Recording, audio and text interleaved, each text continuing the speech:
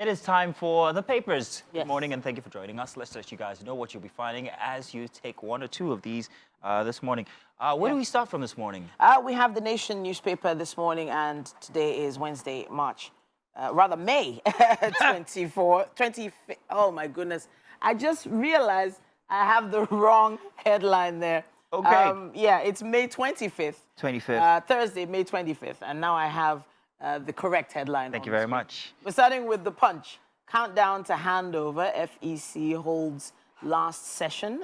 Governors dissolve cabinets. Sanwo-Olu asks appointees to quit office.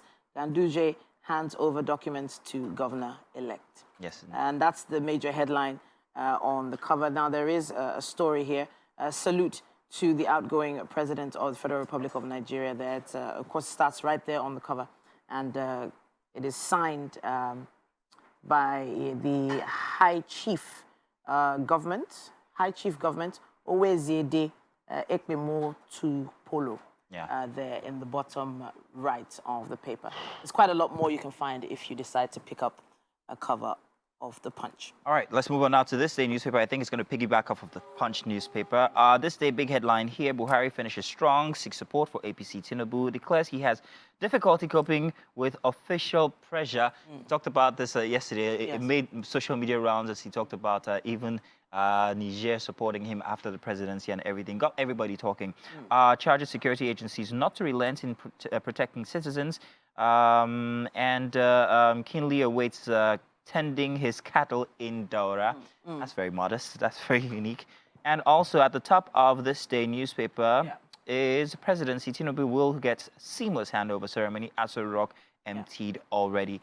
Of course, that's what to be expected as we move on to a new dispensation. You're going to say? I was going to say something. It says here, says President-elect and Deputy have 60% of the total invitees list. Now, do you know anyone that has an invitation to the inauguration? I don't know. I'm hoping that mine is just coming late. Maybe. Yeah, maybe it hasn't got to the gate yet. We know where we're along CMD Road. If anybody has an IV, we would be expecting. Yeah, please do send it over.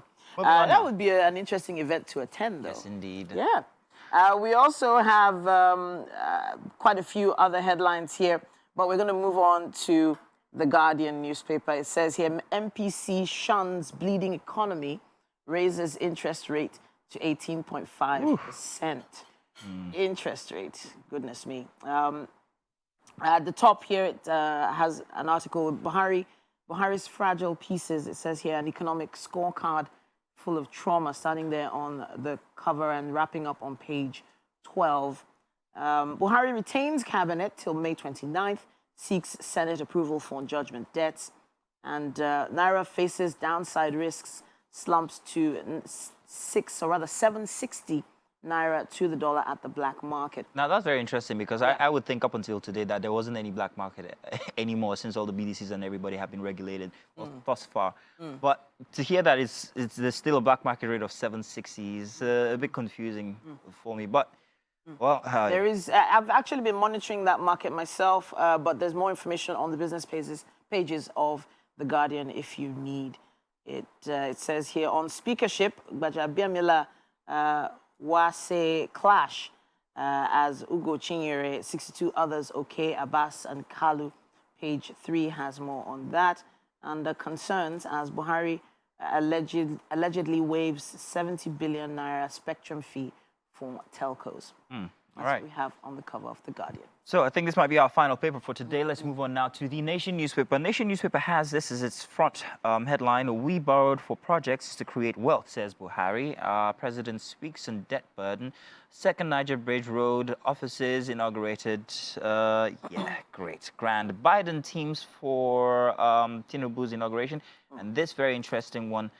Foreign students barred from bringing family members to the UK. Finally, it is official. There's plenty of talk about this on social media and even within us here in the office. We talked about this morning, and especially the fact that there is so much talk about one particular Nigerian who is abroad who seems to be in the eye of the storm here. Some MD Tiamiu. Tiamiu, yes, a blogger. Blogger. I don't want to say too much, but I think that he will. I don't see why we're so bent on this individual. Yeah, he's not exactly the cause. No. However, maybe a bit more tact is what people are saying he could have employed in the instance. I don't know. But moving on. I was also thinking about there was a speaker from Scotland. Oh yes. That spoke on a this lawmaker, matter. UK lawmaker. A lawmaker. So the issue is a lot deeper than just what it seems, because the UK does need, after Brexit, the UK does need the support of foreign students. There are a lot of people in the UK that cannot even afford the kind of education that the foreign students are paying for. Exactly. And then, of course, the universities also help to pay for the towns around them. They help to supply. Ancillary activities, exactly. Exactly.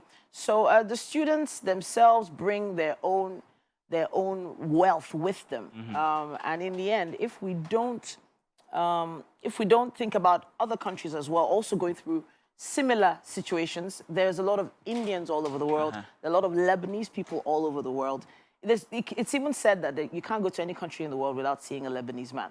Very true, actually. Well, it would seem that the focus is especially on Nigerians. Yeah, maybe because we have our own boisterous personality. Very boisterous personality, very true. We sort of, we take over spaces and we let everyone know we're there. The others don't do that as much. I'm saying from other countries now. But when a Nigerian is in a space, you kind of know. You just have to know we're there. True. Very true. Exactly. Well, so, hey, we can't help it. It's just in our nature. Yeah. Can we? But it's also because we're good. Yeah, at whatever what we do. Whether it's academics, whether it's business, whether it's anything. So I guess and we know how to make money. So whenever we get to a space, we start making money, more money than the person that was there before us. Goodness me, it's definitely going to cause a bit of an uproar. In any case, that's as much as we can take for the papers. But these are very interesting headlines. You might want to pick one or two of them up and do back.